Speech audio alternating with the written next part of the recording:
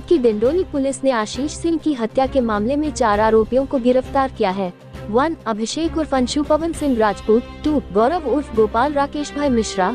3. हितेश उर्फ गणेश रामकृष्ण पांडे। 4. समीर रामाधार शर्मा और 1 नाबालिग। ताज़ा खबर देखने के लिए देखते रहे स्टार न्यूज नेटवर्क। जय हिंद, जय भारत।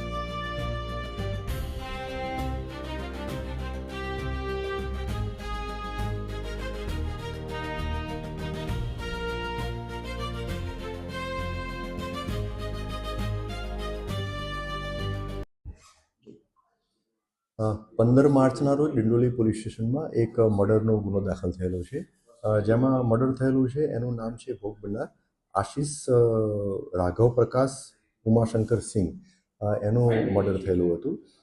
આ ગુનામાં જે ફરિયાદી જે છે એ ભોગ બનનારના ભાઈ છે અને એમણે ટોટલ 6 આરોપીઓ વિરુદ્ધમાં ફરિયાદ જાહેર કરેલી હતી। ગુનાની તપાસ દરમિયાન જે એકત્રિત થયેલ પુરાવા આધારે આ ગુનામાં સંડોવાયેલ 4 આરોપીની ધરપકડ કરવામાં આવેલી છે।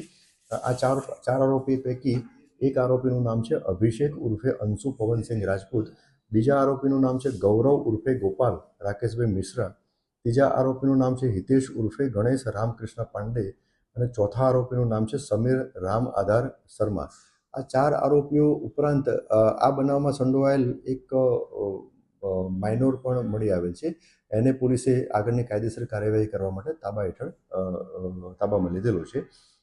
આ ફરિયાદ દાખલ થયા પછી તપાસ દરમિયાન ફરિયાદી પક્ષ તરફથી એવી રજૂઆત કરવામાં આવેલી છે કે આ ગુનામાં જેમનો જે ઇનડાયરેક્ટ રોલ છે, એટલે કે જેમણે પ્લાન કરેલું છે, એ 2 વ્યક્તિઓ, એટલે એકનું નામ પવનસિંહ અને બીજાનું નામ છે આકાશસિંહ।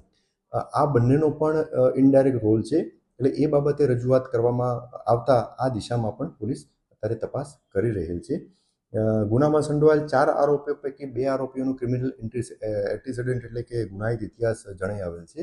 આ 2 આરોપીમાંથી એક અભિષેક ઉર્ફે અંશુ રાજપૂત અને બીજો આરોપી ગૌરવ ઉર્ફે ગોપાલ મિશ્રા, આ બંને આરોપીઓ વિરુદ્ધમાં ધાડ અને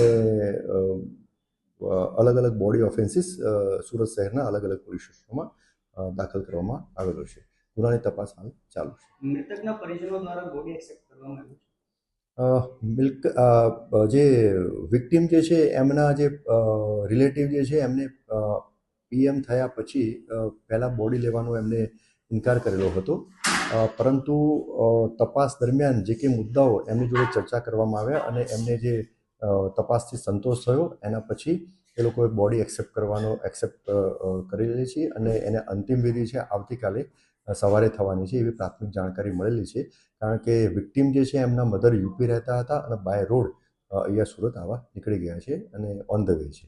ફરિયાદમાં 2 લોકોના નામ ઉમેરવાનો જે વાત ચર્ચા ચાલી રહી છે, એમાં શું થઈ રહી છે, અત્યારે શું થયું છે પ્લાનિંગ?